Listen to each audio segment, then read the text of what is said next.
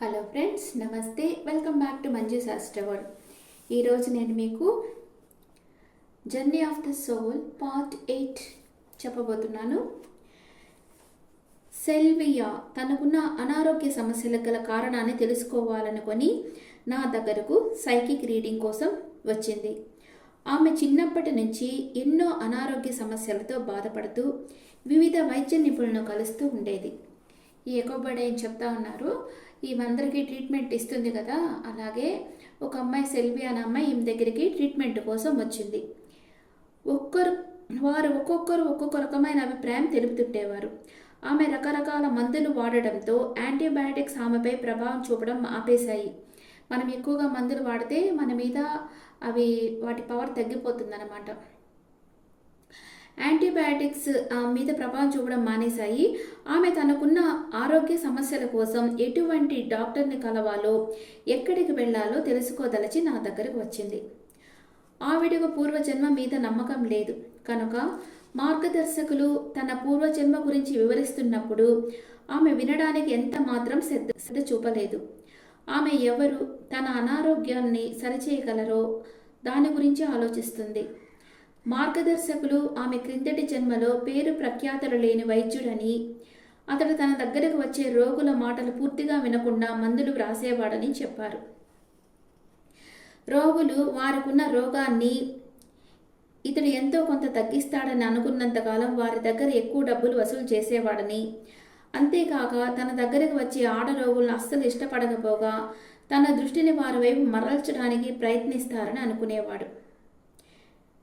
కనుక ఈ జన్మలో సెల్వియా అదే రకమైన సంఘటనలు ఎదుర్కొంటుందని మార్గదర్శకులు వివరించారు. అంటే స్పిరిట్ గైడ్స్ని ఈ అమ్మాయి అడిగింది ఎకోబర్డైన్, ఎందుకు ఈ అమ్మాయి ఇట్లా బాధపడతా ఉంది, యాంటీబయాటిక్స్ కూడా ఎందుకు ఈ అమ్మాయికి పనిచేయటం లేదు అంటే, ఈ అమ్మాయి పోయిన జన్మలో డాక్టర్గా ఉండింది.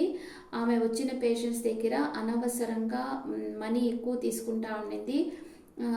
వాళ్లకు సరిగ్గా ట్రీట్మెంట్ ఇవ్వకపోతే లేడీస్ని అస్సలు పట్టించుకునేది కాదు. ఎందుకంటే ఈమె మేల్గా పుట్టిండింది పోయిన జన్మలో. తన దగ్గరకు వచ్చే వాళ్ళ దగ్గర ఓవర్గా ఆ డాక్టర్ మనీ తీసుకుంటా ఉండేవాడు. అదే కాకుండా లేడీస్కి ట్రీట్మెంట్ ఇస్తే వాళ్ళు ఎక్కడ ఈయన మనీ కోసం ఈయన దగ్గరకు ఏమన్నా వచ్చేదానికి ట్రై చేస్తారేమో అని వాళ్ళని అసలు సరిగ్గా పట్టించుకునేవాడు కాదనమాట. అలాంటి సంఘటనలే ఇప్పుడు ఈ అమ్మాయి ఎదుర్కొంటుంది. ఈ జన్మలో అమ్మాయిగా పుట్టి ఎదుర్కొంటా ఉంది అని చెప్పారు ఆ స్పిరిట్ గైడ్స్. అంతేకాక మార్గదర్శకులు అంటే స్పిరిట్ గైడ్స్ అని అర్థం చేసుకోవాలి. ఆమెను వైద్యులకు ఎక్కువ ప్రాధాన్యత ఇవ్వడం మానేయాలని, తన శారీరక పరిస్థితిని తానే అర్థం చేసుకొని చక్కదిద్దుకునే సామర్థ్యం ఆమెకు ఉందని గుర్తించాలని చెప్పారు. ఇప్పుడు మన ఆత్మకి మనల్ని హీల్ చేసే శక్తి ఉంది, అది చాలామందికి తెలీదు. అనవసరంగా హాస్పిటల్స్కి వెళ్తా డబ్బులు వేస్ట్ చేస్తూ ఉంటారు. కానీ ప్రకృతి వైద్యం మంచిదే, న్యాచురల్గా మన ఫుడ్లోనే మనం చేంజెస్ చేసుకుంటా మన హెల్త్ మనం కాపాడుకోవచ్చు. కానీ కొందరికి అది వీలు కాని పక్షంలో మన డాక్టర్స్ దగ్గరికి వెళ్తున్నాం. కానీ మన ఆత్మకు వచ్చి హీలింగ్ ఎనర్జీ ఉంది. మనం మెడిటేషన్ చేస్తే కాస్మిక్ ఎనర్జీ వచ్చి మన అనారోగ్య సమస్యలంతా హీల్ చేసేస్తుంది. తన శారీరక పరిస్థితిని తానే అర్థం చేసుకొని చక్కదిద్దుకునే సామర్థ్యం ఆమెకు ఉందని గుర్తించాలని చెప్పారు. వైద్యులకు అన్నీ తెలుసన్న ఆలోచన సరైనది కాదని ఆమె తెలుసుకోవాలనుకున్నారు. తనకు ఆరోగ్య విషయంలో ఉన్న దృక్పథాన్ని వేరొక కోణం నుంచి చూడాలని చెప్పారు. తనకున్న శక్తిని తాను గుర్తించాలని, వైద్యులపైన ఆధారపడడం పూర్తిగా మానేయాలని, తన పట్ల తాను పూర్తి బాధ్యత వహిస్తూ ధ్యానం ద్వారా అంటే మెడిటేషన్ ద్వారా తన శరీరంతో అనుసంధానం చెంది తద్వారా శరీరానికి ఏది అవసరమో అది అందించాలని చెప్పారు. పూర్తిగా వైద్యులందరినీ విడిచిపెట్టొద్దని, తన పూర్వజన్మలో ఆమెకున్న లక్షణాలు కలిగిన వైద్యుల జోలికి పోవద్దని చెప్పారు. మార్గదర్శకులు చెప్పిన మాటలో ఒక్క మాట కూడా ఆవిడ వినలేదు. ఆమె వెళ్ళిపోయేటప్పుడు కూడా ఇంకొక వైద్య నిపుణుడు ఉన్నాడని, అతని దగ్గరికి వెళ్ళి చూస్తానని అంది. నేను సంతోషించిన విషయం ఏమిటంటే, జరిగిన సంఘటన మొత్తాన్ని రికార్డ్ చేసి భద్రపరిచాను. ఎప్పుడైనా ఒకరోజు ఆమె తిరిగి వచ్చి ఇదంతా వినాలనుకుంటే వినిపించి తిరిగి ఆమెను త్రోవలోకి తేవచ్చు అనుకున్నాను. ఒకవేళ అలా కనుక జరగకపోతే ఆమె ఇదే పరిస్థితిని అనుభవించడానికి తిరిగి భూమి మీదకు వస్తుంది.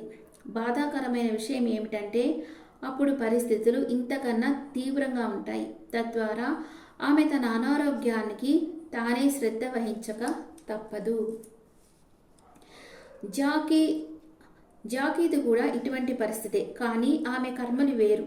ఆమె కూడా ఎన్నో రకాల రోగాలతో బాధపడుతూ ఎందరో వైద్యుల్ని కలిసింది. ఆమెకు ఉన్న సమస్య ఇది అని నిర్ధారించడానికి లేదు, కానీ ఆమె ఎన్నో రకాల మందులు వాడడం వల్ల ఆమె ఇమ్యూనిటీ పవర్ క్షీణించిపోయింది. సెల్వియాలా కాకుండా జాకీ నేను చేసిన సైకిక్ రీడింగ్ని భిన్నంగా అర్థం చేసుకుంది. తను పూర్వజన్మలో ఏం చేస్తే ఈ జన్మలో ఇటువంటి కర్మలు తెచ్చుకుందో తెలుసుకోవాలనుకుంది. తనకు పూర్తిగా ఎప్పుడు నయమైపోతుందని, తనని తాను ఎలా సంరక్షించుకోగలనని అడిగింది. గైడ్స్ ఆమె క్రితం జన్మలో నర్స్ అని, ఆమె పనిచేసే చోట యాజమాన్యం లేనందున నిరాశ చెంది ఎవ్వరూ చేయడానికి ఇష్టపడని పనులన్నీ తానంతట తానే ఒప్పుకొని చేస్తుండేదని చెప్పారు. ఆమె ఆత్మ తనొక గొప్ప వైద్యురాలు కావాలని కోరుకుంటుందని, దానికోసం ఒక జన్మంతా రోగాలను అనుభవించి తద్వారా రోగాలతో బాధపడుతున్న వారి యందు ఎలా దయ చూపించాలో తెలుసుకోవడానికి ఈ జన్మలో ఇలా రోగగ్రస్తురాలైందని చెప్పారు.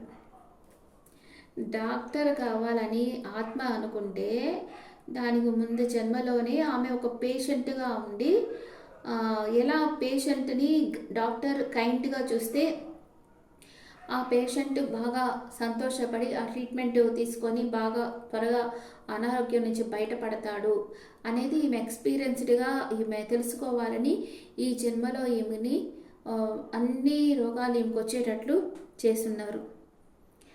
ఇది విన్నారంటే ఎవరు డాక్టర్ కావాలని అనుకోరు కదా. గైడెడ్ ఈ స్పిరిట్ గైడ్స్ వచ్చి ఆమెతో ఆధ్యాత్మికతాన్ని అవగతం చేసుకోమని, ఆ జ్ఞానంతో తన శారీరక సమస్యల నుంచి ఎలా బయటపడాలో నేర్చుకోమని చెప్పారు. జాకీ నా దగ్గరకు హీలింగ్ పొందడానికి వచ్చిన ప్రతిసారి ఆమె నేర్చుకుంటున్న విషయాలకు తన ఆత్మ ఎంతో ఆనందపడడం గ్రహించాను. కానీ భౌతికంగా చూస్తే ఆమె ఎంతో శారీరక బాధ అనుభవిస్తున్నందుకు చాలా కష్టంగా అనిపించింది. తన ఆరోగ్య విషయంలో ఒక్కో వైద్యుడు ఒక్కో రకమైన అభిప్రాయాన్ని కలిగి ఉన్నారు. రకరకాల మందులు వాడడం వల్ల ఆమెకు ఆరోగ్య సమస్యలు ఎక్కువయ్యాయి. ఆమెకున్న అనారోగ్య సమస్యల పట్ల ఆమె భర్త, పిల్లలు పూర్తి అసంతృప్తిని వ్యక్తపరిచారు. అంతే, బాగా హెల్త్ బాగున్నంత వరకు పని చేయించుకునేది. ఆ తర్వాత హెల్త్ బాగలేకపోతే వాళ్ళు చేయాల్సి వస్తే భారంగా ఫీల్ అయ్యేది. ఇదే కదా అన్ని ఫ్యామిలీలో, చాలా ఫ్యామిలీలో ఇలాగే నడుస్తుంది కదా. శారీరకంగా ఎంతో నిరుత్సాహం ఎదుర్కొన్నప్పటికీ ఆమె ఆత్మ తాను సంపాదించుకుంటున్న జ్ఞానం పట్ల ఎంతో ఆనందపడుతుంది. ఆమె ఆత్మ మరణం పొందుతున్నట్లు నాతో చెప్పింది. కొన్నాళ్ళకు అదే జరిగింది. మరణానంతరం జాకీ యొక్క ఆత్మ నన్ను కలిసి జాకీ సంపాదించిన జ్ఞానానికి, ధైర్యానికి ఎంతో ఆనందపడుతున్నానని చెప్పింది. ఈ కథలన్నీ మనకు ఒక ముఖ్యమైన విషయాన్ని తెలియజేస్తున్నాయి. ఇతరుల్ని కానీ మనం కానీ ఎప్పుడు జడ్జి చేయకూడదు, తీర్మానించకూడదు. మనం కావచ్చు, ఇతరులు కావచ్చు, ఎందుకు అటువంటి పరిస్థితులను ఎదుర్కొంటున్నారో మనకు తెలియదు. మనం జీవితం ఒకవైపు నుంచి మనం తెలుసుకుంటాం, కానీ ఆత్మ జీవితాన్ని ఉన్నతమైన కోణంలో చూస్తుంది. అంటే రెండు సైడు తెలుస్తుంది ఆత్మకి. అనుభవ జ్ఞానాన్ని పొంది తద్వారా పునరావృత్తి చెందడమే ఆత్మ యొక్క ఉద్దేశం. అంతే కదా. ఆత్మకు వచ్చి తను ఏ కారణం కోసం ఈ జన్మ తీసుకుందో ఆత్మకు తెలుసు. దాని పర్పస్ అది క్లియర్ చేసుకొని వెళ్ళిపోయేదానికి అది వచ్చి ఉంటుంది. మనం ఒక సైడే చూస్తాం, బాడీ ఇలాగే చూస్తాం, కానీ ఆత్మ సైడ్ మనం చూడలేం. సోల్ లెవెల్లో పోయి మనం ఆలోచించామంటే ప్రతి ఒక్క పనికి ఒక రీజన్ ఉంటుందని మనం తెలుసుకుంటాం. బంధాలు. కరీం తనను ఎంతగానో బాధిస్తున్న వెన్ను నొప్పి నుంచి ఉపశమనం పొందడానికి నా దగ్గరకు వచ్చింది. ఆమె తన నడుము నొప్పి విషయమై ఎందరో డాక్టర్స్ని కలిసింది, కానీ ఎవరూ ఆమెకు నడుము నొప్పి నుంచి ఉపశమనం కలిగించలేకపోయారు. తను అనుభవిస్తున్న నొప్పికి గల కారణాన్ని, దాని నుంచి ఉపశమనం పొందే మార్గాన్ని చెప్పమని నా ద్వారా స్పిరిట్ గైడ్స్ని అడిగింది. నాకు కరీన్ మగ వ్యక్తిగా ఒకానొక కవచాన్ని ధరించి గుర్రం పైన స్వారీ చేస్తున్నట్లుగా కనిపించింది. అతడిని చూస్తే యుద్ధానికి వెళ్ళడానికి సంసిద్ధమవుతున్నట్లుగా అనిపించింది. ఇంతలో ఒక వ్యక్తి వెనుకాల నుంచి వచ్చి కత్తితో పొడిచి చంపేశాడు. వారిద్దరూ ఒక అమ్మాయి కోసం కొట్టుకున్నారని, వెనక నుంచి పొడిచిన వ్యక్తి ప్రస్తుత జన్మలో ఆమె ప్రేమికుడని, అందుకే అతడు జీవితంలోకి రాగానే ఆమెకు వెన్నునొప్పి మొదలైందని గైడ్స్ తెలియజేశారు. ఏ అమ్మాయి కోసమైతే కొట్టుకున్నారో ఆ అమ్మాయి ఈ జన్మలో తన ప్రియుడు, మొదటి భార్య ద్వారా పొందిన కుమార్తె అని వివరించారు. గైడ్స్ చెప్పిన విషయం 2 కారణాల చేత కరీన్ నమ్మింది. ఒకటి, తన ప్రియుడు తన కూతురి విషయంలో ఎప్పుడు గొడవ పడుతుంటాడని. రెండవది, అతడు తన పక్కనున్నప్పుడల్లా ఆమె వెన్నున అవసరం లేకపోయినా పరిశీలిస్తూ ఉండేవాడని చెప్పింది. ఇప్పుడు పోయిన జన్మలో 2 అబ్బాయిలు ఒక అమ్మాయి కోసం కొట్టుకొని ఒక అతను వచ్చి ఇంకొక అబ్బాయిని చంపేశాడు. వాళ్ళు ఈ జన్మలో ఎలా పుట్టారంటే, ఈ 2 అబ్బాయిలు మేల్ అండ్ ఫీమేల్గా పుట్టారు, ప్రేమికులుగా, లవర్స్గా పుట్టారు. ఈ చంపినోడు, చంపబడినోడు. వీళ్ళు ఎవరి కోసమైతే కొట్టుకున్నారో ఆ అమ్మాయి వచ్చి ఈ చంపిన వాడి కూతురుగా పుట్టింది. మారిపోయాయి చూడండి, పాత్రలే మారిపోయినాయి. అందుకని ఎప్పుడు అమ్మాయి విషయంగా ఈమెతో గొడవ పడుతూ ఉంటాడనమాట ఆయన, వాళ్ళ ఈ చంపినవాడు. ఈ చంపబడినవాడు వచ్చి ఇప్పుడు లవ్వర్ అనమాట వాడికి. ఇట్లాగా కొన్ని నెలల తర్వాత ఆమె నన్ను కలిసి వాళ్ళిద్దరు విడిపోయారని చెప్పింది. వారిరువురు మంచి స్నేహితులుగా వారికి ఒకరి మీద ఒకరికున్న భావాలు వ్యక్తపరచుకున్నారని, ఇద్దరు వివాహం చేసుకోవద్దని నిర్ణయించుకున్నారని చెప్పింది. వారు కలిసి ఉన్నప్పుడు ఒకరి పట్ల ఒకరు చేసిన తప్పులను సరిదిద్దుకున్నారని, అప్పుడు ఆమెకు వెన్నునొప్పి తగ్గిపోయిందని చెప్పింది. పాత గాయాలన్నీ మారిపోయాయి. రినీ అను పేరు గల స్త్రీ తన తండ్రితో ఆమెకు ఉన్న బంధాన్ని గురించి తెలుసుకోదలచి నా దగ్గరికి వచ్చింది. జీవితాంతం తన తండ్రిని సంరక్షించడమే తన కర్తవ్యమని భావిస్తుండేది. అతని నుంచి దూరంగా వెళ్ళాలంటే బాధగా ఉంటుందని, ఆయనకు అవసరమైనప్పుడు తాను దగ్గర లేకపోవడం ఆవిడకు బాధ కలిగించేదని చెప్పింది. అంతేకాక వారిరువురు లైంగిక సంబంధాన్ని కలిగి ఉన్నారని కూడా చెప్పింది. ఆమె కొంతకాలం ఈ విషయమై మానసిక వైద్యాన్ని పొందుతుందని, కానీ దానివల్ల తన పరిస్థితిలో ఎటువంటి మార్పు కనపడలేదని చెప్పింది. నా సైకిక్ రీడింగ్లో ఒక అమెరికన్ గర్భిణిని చూశాను. ఆమె పొదలలోకి నడుచుకుంటూ వెళ్ళి ఒక చెట్టు తగిలి కింద పడి ఒక మగ శిశువుకు జన్మనిచ్చి ఏడుస్తూ తన ఊరికి తిరిగి వెళ్ళిపోయింది. నేను గైడ్స్ని రినీ ఎందుకు పిల్లవాడిని చెట్టు పక్కన వదిలి వెళ్ళిపోయిందని అడిగితే, తనకు పెళ్లి కాలేదని, పిల్లవాడిని సంరక్షించలేక, మరి పిల్లవాడిని తనతో ఉంచుకొని తన కుటుంబానికి, తనకి, బిడ్డ తండ్రికి తలవంపులు తీసుకురాలేక భయంతో ఆ పని చేసిందని చెప్పారు. ఆనాడు ఆమె వదిలిన బిడ్డ ఈ జన్మలో తన తండ్రి అని, ఈ జన్మలో అతనిని వదలనని ప్రమాణం చేసిందని చెప్పారు. రినీ ఇంకా తన పూర్వజన్మలో చేసిన నేరానికి చింతిస్తుందని, తనని తాను క్షమించుకోవాలని చెప్పారు. మార్గదర్శక ఆత్మ అంటే స్పిరిట్ గైడ్ ఆమెను తన తండ్రి విషయంలో తీసుకున్న బాధ్యతలను వ్రాయమని, ఇకపై తన తండ్రి సంరక్షణ భారాన్ని వదిలి వెళ్ళిపోమ్మని చెప్పారు. సైకిక్ రీడింగ్ పూర్తిగా అయిన తర్వాత ఆమె ఈ జన్మలో తన తండ్రిని ఆయన కన్న తల్లి వదిలేశారని, ఇంకొకరు పెంచుకున్నారని చెప్పింది. ఈ విషయం పైన తన తండ్రి ఎక్కువ దృష్టి చూపడానికి ఇష్టపడుతుంటారని రినీ చెప్పింది. కనుక అతని ఆత్మ ఒంటరితనాన్ని అధిగమించడం అన్న పాఠాన్ని తప్పకుండా నేర్చుకోవాల్సి ఉందని నేను భావిస్తున్నాను. అంటే ఒంటరితనంగా ఉండడం నేర్చుకుంటారనమాట. నేను రినీని మళ్ళీ సంవత్సరం తర్వాత కలిశాను. ఆమె మునుపటి కంటే ఆనందంగా ఉంది. సైకిక్ రీడింగ్ పూర్తి అయ్యాక తన తండ్రిని విడిచిపెట్టడానికి కొంతకాలం పట్టిందని చెప్పింది. ఆమె అనుభవిస్తున్న వియోగం మంచికేనని, వదిలివేయడం నేర్పించే 12th స్టెప్ సమూహంతో చేరానని, అక్కడ మానసిక నిపుణులు నాలోని అపరాధ భావాన్ని తీసివేశారని, దానితో నిదానంగా తన పాత భావాల నుంచి బయటపడిందని చెప్పింది. తన తండ్రి ఇప్పటికీ వదిలివేయబడడం అన్న బాధ ఎదుర్కొంటున్నప్పటికీ తాను ఇదివరకంటే ఆనందంగా ఉన్నట్లు చెప్పింది. మనం ఎప్పుడూ గిల్ట్ ఫీలింగ్లో ఉండకూడదు. మీరు ఒక తప్పు చేశారు, ఆ తప్పు అని మీకు తెలుసు, కానీ మీరు దానికి బ్యాలెన్స్ ఏమన్నా చేసేయాలి. అంటే మీ ద్వారా ఎవరికన్నా రాంగ్ జరిగింది అంటే వాళ్ళకి ఇంకేదన్నా సంతోషపడే ఇది కూడా మీరు చేసేయాలి. అప్పుడు అది బ్యాలెన్స్ అవుతుంది. ఓకే, మీరు ఆ గిల్ట్ ఫీలింగ్ నుంచి బయటకు వచ్చేసేయగలరు. వ్యసనాలు, పరస్పరం ఆధారపడట. చాలామంది నన్ను ఆత్మ ఎందుకు మద్యపానానికి, మత్తు పదార్థాలకు బానిసగా ఎంచుకుంటుందని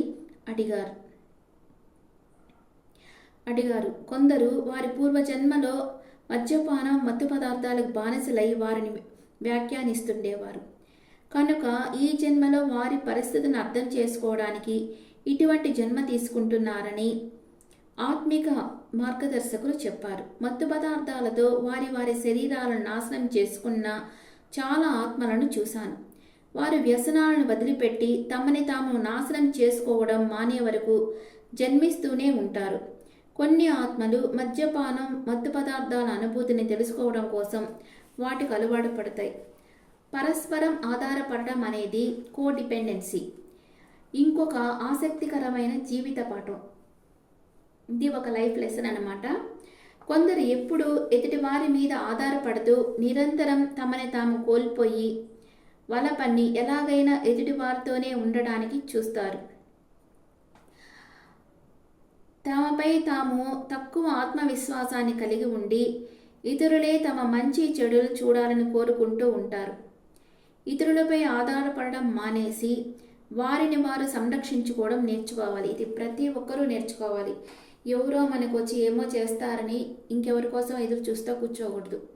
ముఖ్యంగా లేడీస్కి నేను ఎప్పుడు అదే చెప్పేది, మీరు ఎవరి మీద డిపెండ్ కాకూడదు. మీ మీదే మీరు డిపెండ్ కావాలి. అప్పుడే మీకు రెస్పెక్ట్ ఇస్తారు అందరూ. ఓకే,